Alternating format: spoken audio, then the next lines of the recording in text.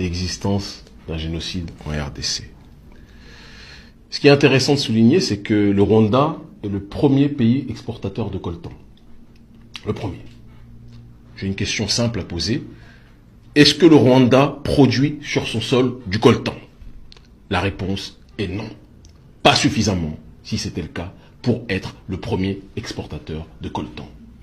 Si vous dites que vous êtes les champions d'exportation d'un produit et que ce produit-là, vous ne le produisez pas, ça veut dire que vous le prenez ailleurs. Où se trouve le coltan en majorité en Afrique? Ça se retrouve à l'est de RDC, au Kivu.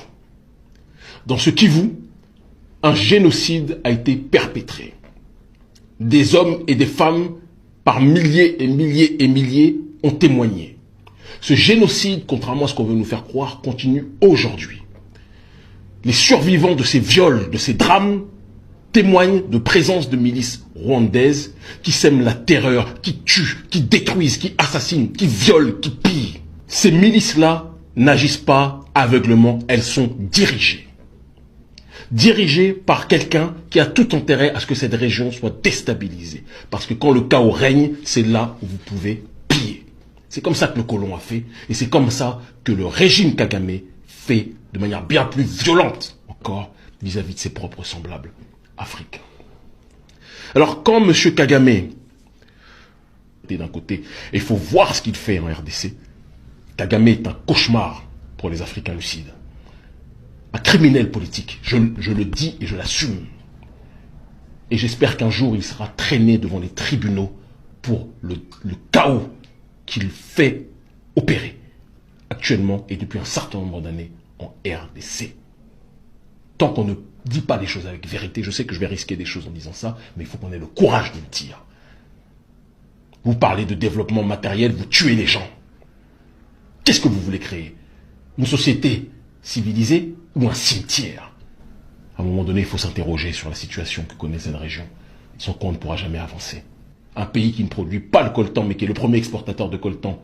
De l'autre côté, le pays voisin qui est complètement détruit à l'est, détruit par la malgouvernance aussi congolaise, entretenue par l'oligarchie rwandaise, disons-le, et par la corruption congolaise. Ces choses-là doivent changer. Le docteur Denis Mukwege, mettons les histoires de prix Nobel à part, doit être soutenu. Et aucun panafricaniste digne de ce nom ne devra avoir le toupet de citer Kagame en exemple. Parce que le développement du Rwanda n'est pas le développement génial, matériel de quelqu'un qui bosse pour bosser. C'est quelqu'un qui a été soutenu par toute l'oligarchie occidentale pour que ce pays soit le laboratoire de la déstabilisation de la sous-région, de la destruction de l'Est du Congo. Donc on ne dit pas ces choses, tout le reste c'est de la périphérie argumentative. Je suis désolé de parler avec le cœur, mais il était important de rappeler ces éléments fondamentaux. Monsieur Kémy Séba, on l'aura compris, Monsieur Kagame, loin de là, il n'est pas un saint, mais au-delà de sa personne, est-ce que cette déstabilisation de l'Est, de la RDC, qui est l'un des pays quand même centraux, des pays phares de l'Afrique, ne pose-t-elle pas, selon vous, un problème un défi sécuritaire pour vraiment la préservation des frontières de nos États africains, qui un matin ou un autre peuvent se retrouver à être déstabilisés par le voisin du jour au lendemain? Est-ce que ça ne pose pas un problème d'incapacité de certains chefs d'État à sécuriser leurs frontières et au-delà de leurs frontières, à sécuriser les personnes et les biens de leurs États respectifs? La vraie problématique, mon cher Senami, à mon sens, ce n'est pas simplement la question des frontières. Parce que si on n'avait pas des criminels politiques comme Kagame à la tête de l'État, si on avait des gens qui étaient bien mieux intentionnés, l'intégration africaine et la libre circulation des Africains serait un trésor. C'est quelque chose pour lequel un certain nombre de gens se battent. Vous savez que je suis à la pointe de ces questions-là, du moins j'en ai fait mon destin.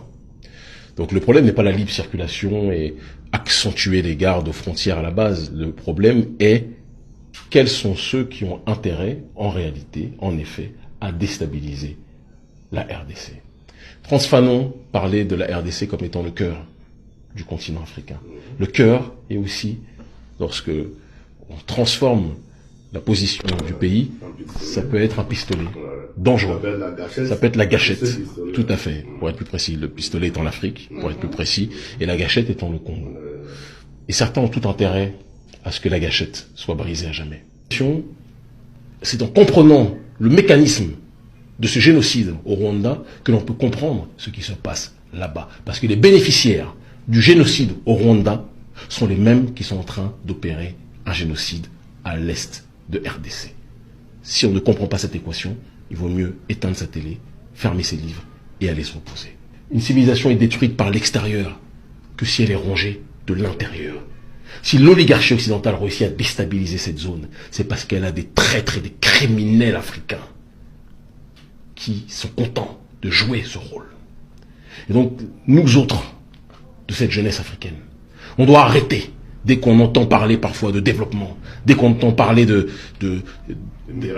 miracles rwandais, etc., de dire oui, c'est comme ça, c'est de ça dont on devrait s'inspirer. Parce que la manière dont le Rwanda s'est développé n'est pas une manière que je recommanderais pour quelconque pays africain.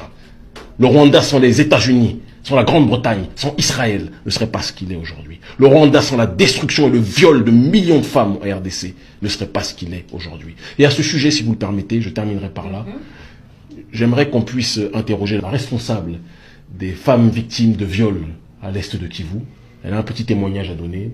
Ma sœur, si vous nous entendez, bonjour. Est-ce que vous pouvez réagir sur les propos du président rwandais, Paul Kagame, qui nie la présence de forces militaires rwandaises en RDC, d'accord, à l'est de RDC au Kivu, et qui nie même l'existence d'un génocide.